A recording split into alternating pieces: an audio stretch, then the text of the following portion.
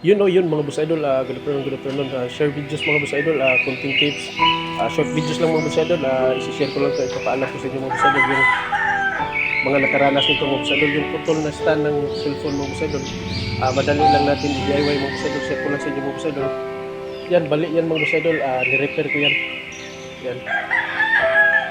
Unang-una mga boss idol, kasi putol siya mga boss idol, kuha ka lang ng kahoy mga boss idol, yung matibay, gaya ng bayabas. Yung gamit ko mga boss idol, bayabas lang.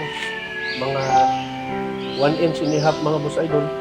Yung ginamit ko tapos pinasok ko sa butas mga boss idol. Hindi ko siya na video, hindi ko na pictures. Ngayon ko lang naisip na simple idea. Napaka mahalaga mga boss idol. Kaya yun, ito lang yung ginawa ko mga boss idol. Yan. May kahoy na yan sa ilalim yung nakikita yung puti mga boss idol. Yan, ito yung nakita yung puti. Yan yan. Ito yung ginamit ko kasi maluwag siya mga boss idol. Binalutan ko tapos nilagyan ko ng ito mga boss idol. Glue mga boss idol. Kahit anong glue available sa inyo mga boss idol. Pwede ito sa DIY ko na bili. Mura lang. Yan. Pinasok ko yung kahoy sa loob mga boss idol. Tapos dinugtong ko yung dalawa mga boss idol.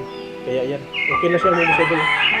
Yung mga may stand na ganito, yung hindi naman nakaranas, scroll up na mga boss idol dito para sa inyo. Yan, kung alam niyo napakinabangan ninyo yung videos na ito mga boss idol, mag-iwan naman kayo ng bakas, likes and comment, share mga boss idol. Thank you so much. Ang taong may burgana, lisod matumba, dalay ko, Diyos, bye bye boss idol.